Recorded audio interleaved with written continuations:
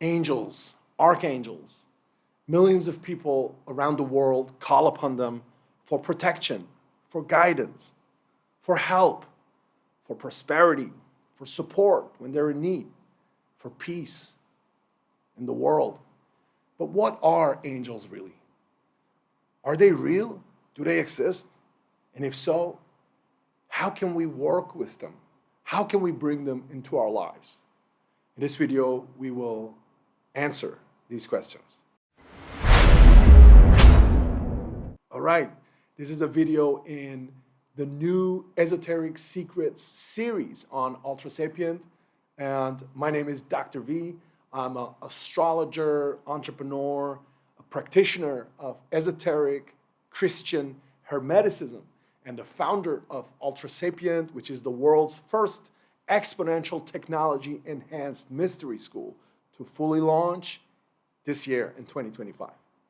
Now in this video, I am going to share with you some deep insights grounded on the esoteric sciences as well as new paradigm sciences on what angels are. Angels, what they are, and how we can work with them, how we can bring them into our lives with some very concrete and practical guidance. So make sure to watch this video till the end. Now, when people call upon angels, they call, mainly they call upon them for certain things certain qualities or certain attributes that they want in their life, that they for themselves or for others, compassionately, right? Whether that's protection or prosperity or guidance, wisdom, insight, health. And this is a practice that cuts across civilizations and cultures, right? It's a lot of different cultures. It's not restricted to one culture. But if you look into the modern understanding, the modern kind of scientific rationality, you will find some very dismissive views there. People will say that angels are not real. People are coming from the perspective of scientific atheistic materialism, which is the very kind of dominant worldview that a lot of scientists currently have still, right? And a lot of people who have just been kind of grew up and just took on board whatever the education systems told them. And these perspectives, they will say that angels are fairy tales, they don't exist, right? But you have to understand that these dismissive perspectives, they're actually, when you look at it, in the big picture, right, across civilizations and across epochs, across time, these dismissive perspectives are actually a fringe view. They're a very small minority fringe view because for 10,000s of years, all the world's civilizations, have always known of the existence of higher dimensional beings. They have always described the existence of higher dimensional beings, their interactions with them. It's only these last 200 years, 300 years, specifically of modern atheistic materialism, that specifically in the West, but not only in the West, obviously nowadays it's everywhere, has grown and has led to this dismissive view, right? This dismissal of higher dimensional existences. Obviously, a lot of people still, even in our atheistic cultures, a lot of people have the experience and they know from firsthand experience. But the common view is still this, right? It is still not fully understood. Now, we need to know that scientifically too, this is changing. This is changing because there are new sciences now, right? The materialist atheist view is actually based on 19th century science, right? It's actually completely outdated now.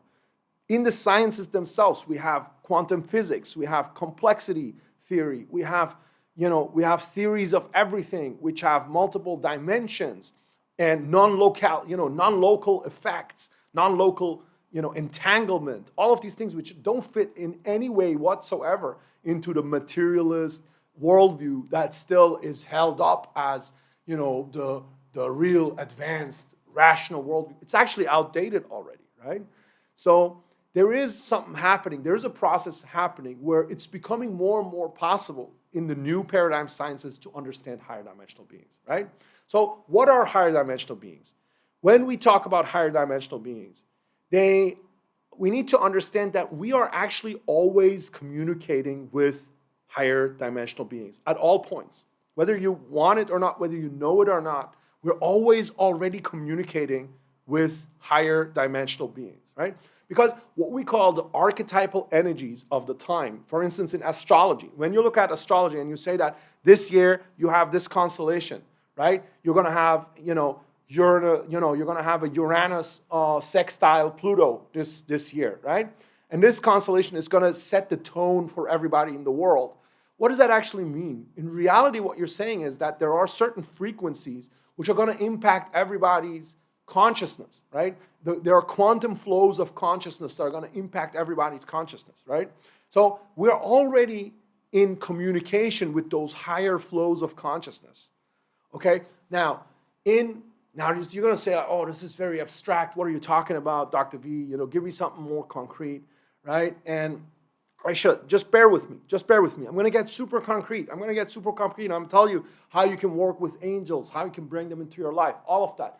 But let me, if you want to just skip ahead and go to that part, you can do that. You're going to have the timestamps. But I will still like to share with you the metaphysics and the philosophy and the science as well, because it's important. It's just as important to understand this, right? What is this all based on? It's super important as well.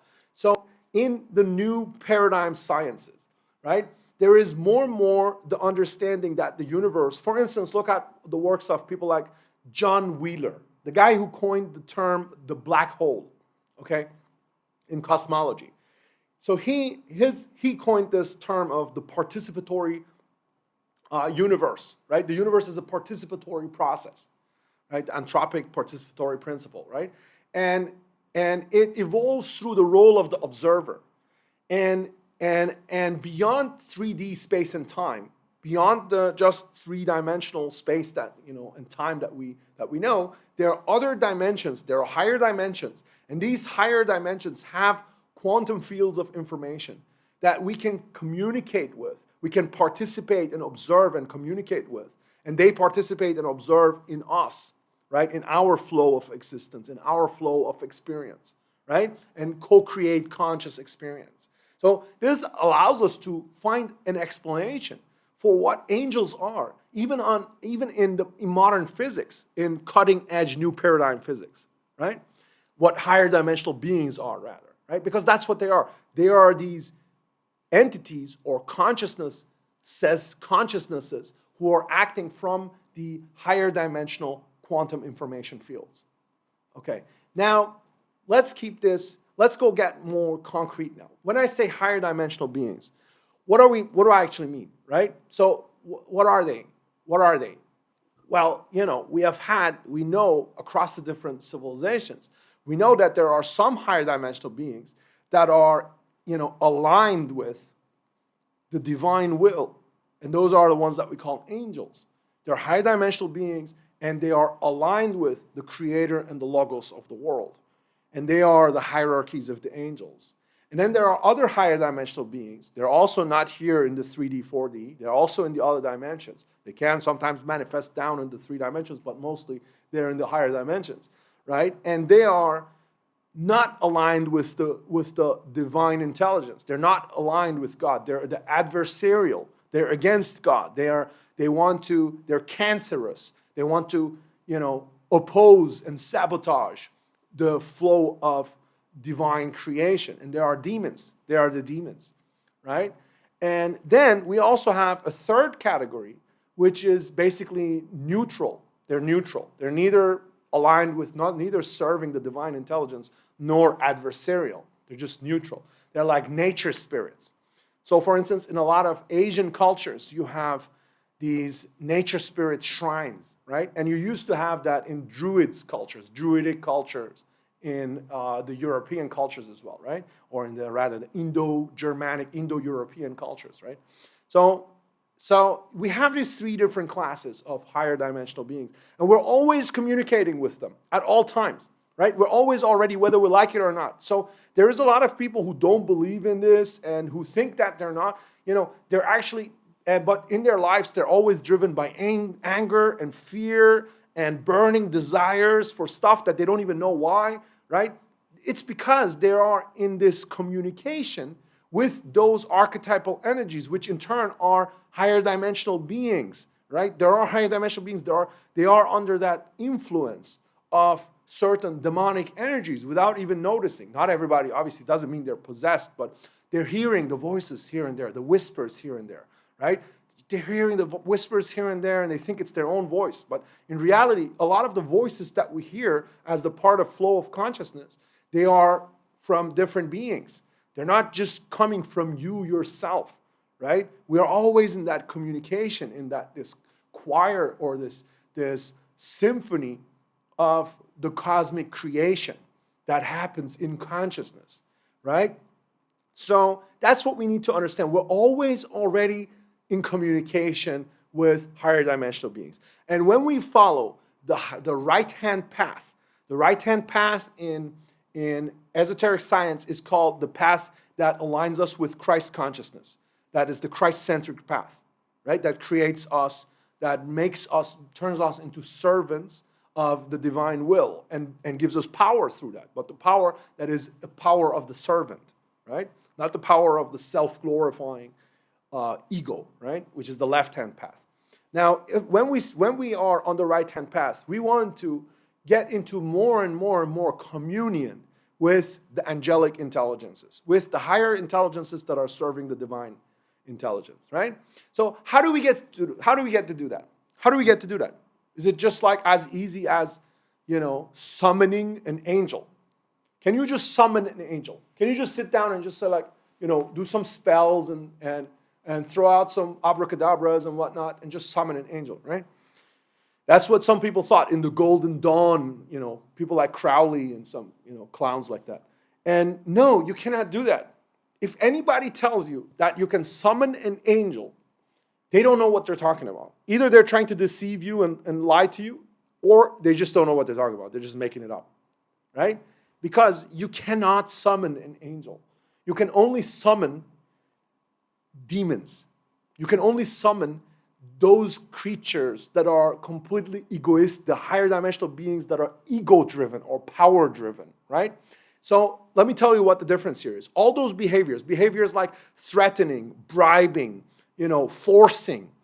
You cannot do any of these things with an angel. You cannot bribe an angel. You cannot force them to do anything. You cannot kind of coerce them or trick them or anything like that. All of those behaviors, they only work with demons. So this is why you see people who work with demons, left-hand practitioners, they're always about that. They're always about, here's a practice that you do, and then you force the demon to do this and that for you, right? Everything that demons do is transactional. Everything that people do who work with demons is transactional. Actually, if you want a good experience of what I mean by that, watch the show Billions. Watch the show Billions. It's a show about some finance people in New York, right? Some, private equity people in New York. And this show, everybody in that show is transactional.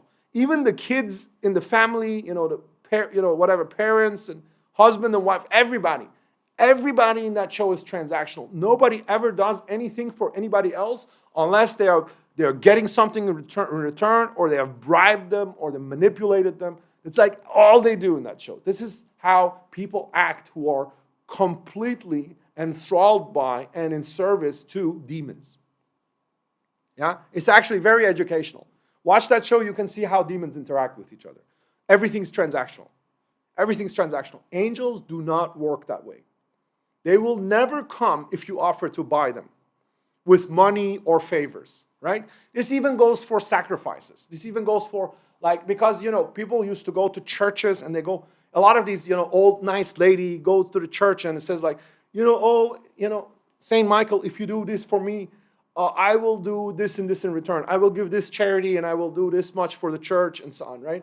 And I will fast this long and so on if you do this for me. It's still transactional. This is still transactional. The angel doesn't respond to that. They don't respond to transactional, right? They're not, it's not a marketplace. They're not there to be bought and sold, right? Okay, so what else? What can you do then? What can you do if you want to start communicating with angels and working with angels?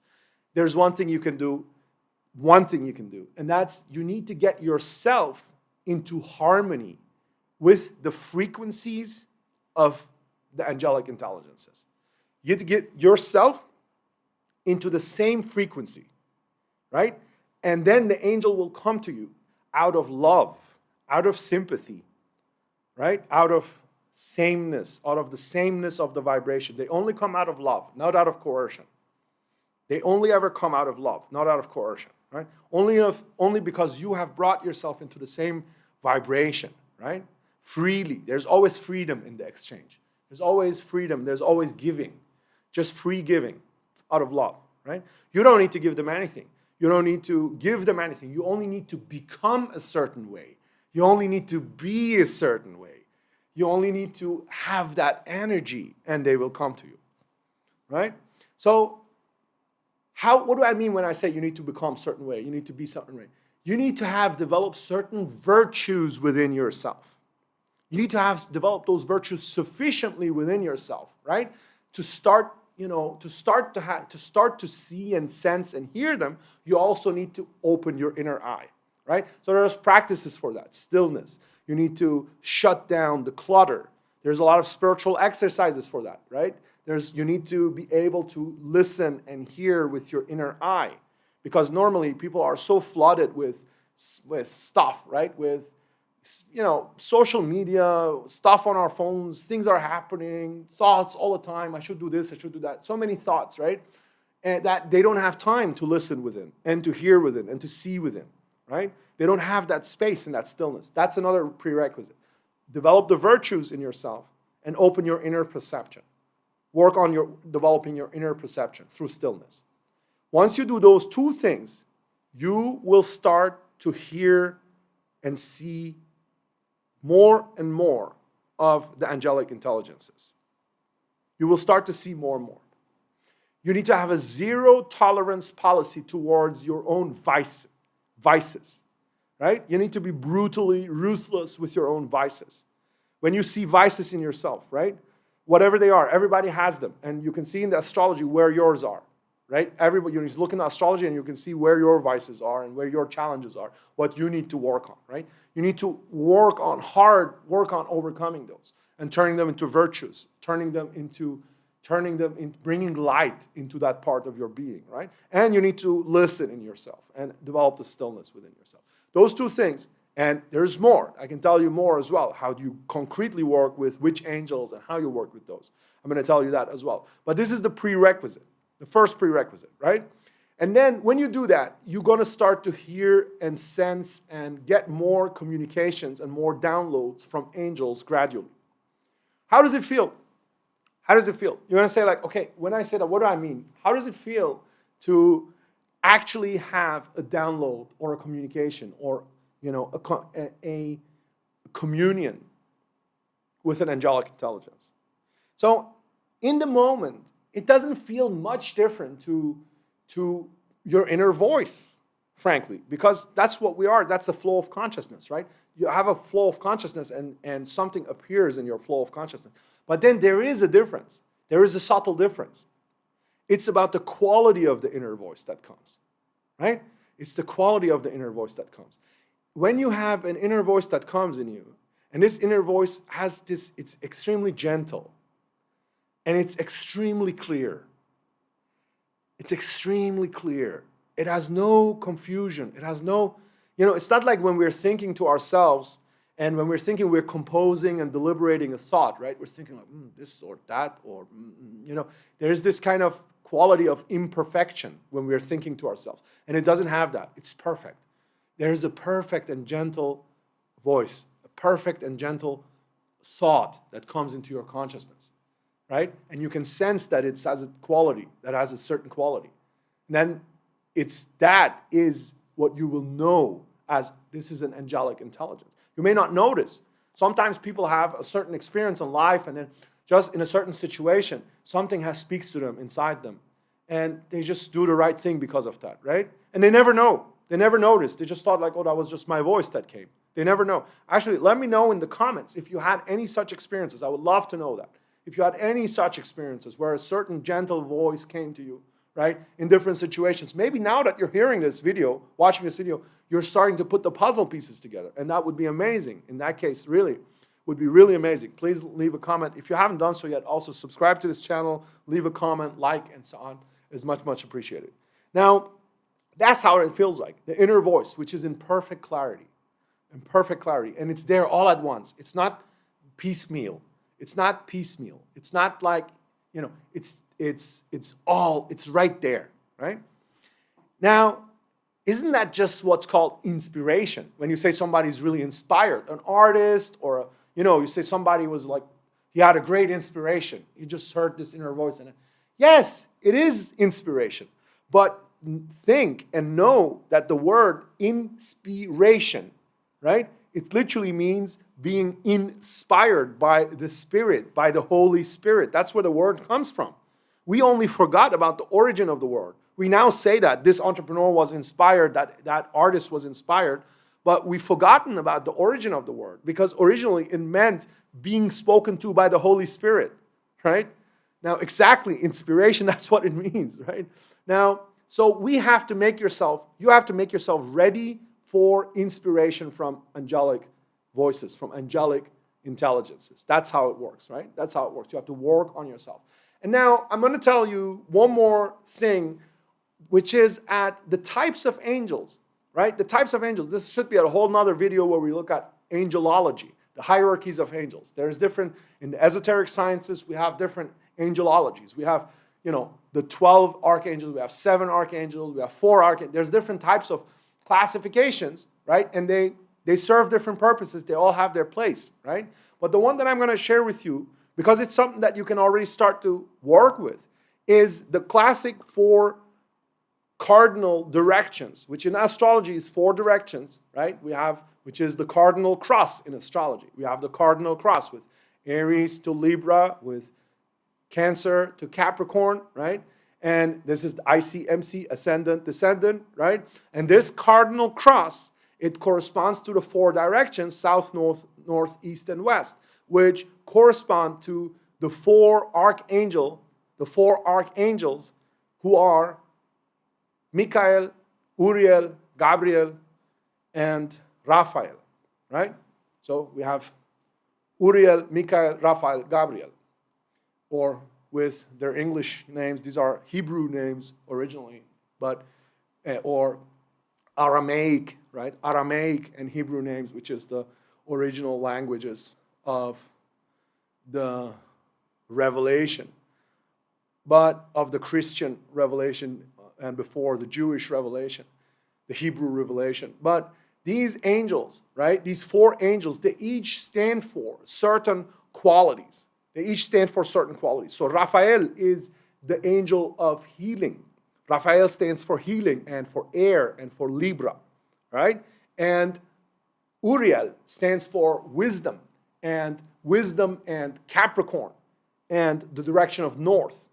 And Michael stands for the south. Michael, Saint Michael the Archangel, most famous one maybe, stands for the south and for fire and for Aries, right? And has the sword and the protector, right? And empowerment. And Gabriel stands for water and the west and abundance, right? So we have the 4 angels.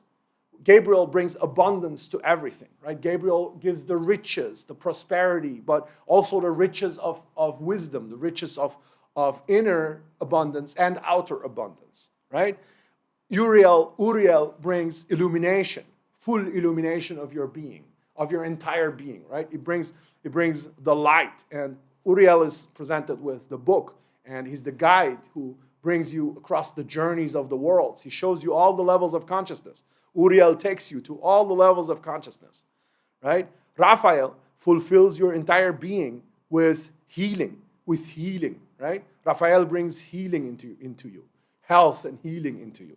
He blows away all of the imbalances and brings you into balance. And inner balance is the condition and foundation of true health, of holistic health, right? So these angels, archangels, they stand for these principles right? They have their other angels within their hierarchies, within their system. And you can call upon them and you can evoke them. You cannot summon an angel, but you can evoke them, right? Evoking means to have a presence in your consciousness, whether that's through prayer, through the name, whether that's through the image. The image is very powerful because the image brings the symbolic principle into your consciousness. A statue is very powerful. A statue, an image, a representation, right? A symbolic, holy, sacred representation is very powerful, right? Because it brings your consciousness into a resonance with that principle, right? So you can evoke them. You can evoke them in your prayers. You can have the principle as an image with you. And all of this is going to help you to connect with that resonance more. But more than anything, what's going to help you connect with the frequency is to develop the qualities in yourself. You need to develop the qualities in yourself. If you want the empowerment of Saint Michael the Archangel, you need to bring the quality of truth and leadership and courage into your life and into yourself. You need to become courageous more and more in yourself. You need to stand up for, the truth in situations when it's difficult, in your family, with friends when it's difficult, when people have swayed away from in the wrong way. You need to stand up in the situations where it's difficult for the weak. You need to have that integrity and stand up with courage, right? And then you're going to get more and more and more in communion with that principle. If you want wholeness, if you want healing, if you want Raphael in your principle, in your life, you need to develop balance in yourself. You need to develop compassion with yourself. Compassion means, weighing everything right for yourself and for others, right? For others as well. You have to have compassion with others and yourself. A lot of people don't have compassion with themselves at all, right? If you want Uriel, if you want Uriel illumination in your life, you need to have perseverance, right? Because only persistence, persevering, unwavering commitment to truth brings you closer to illumination and nothing else, right? And if you want abundance in your life, a lot of people want prosperity and abundance. You need to bring that quality into yourself first. You need to bring heartfelt joy and appreciation into your life, right? Gratitude. Practice gratitude. Be grateful for everything in your life. You're going to start to get more and more abundance coming to you by being grateful for little things, because you're going to get into resonance with Gabriel, right? And you can accelerate that process, right? Not just, you can do that by developing those qualities, but you can accelerate the process if you also at the same time evoke the archetypal principles of the angels through prayer, right? And through symbolic ritual, right?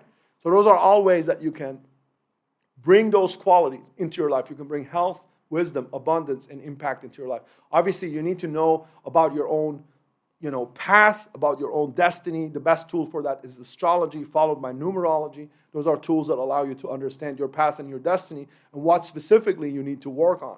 But what I shared with you here, those are all starting points that you can work with. We're going to go much deeper into this in future videos. This is the start of a new series, the Esoteric Secrets Series, where we're going to unlock and decode different parts of esoteric and hermetic and practice, right? And we're going to look at how to bring these principles and exercises into our lives. Let me know in the comments how you feel with this, how you practice like this, what you want to see next in this series. Be well and be blessed, my friends.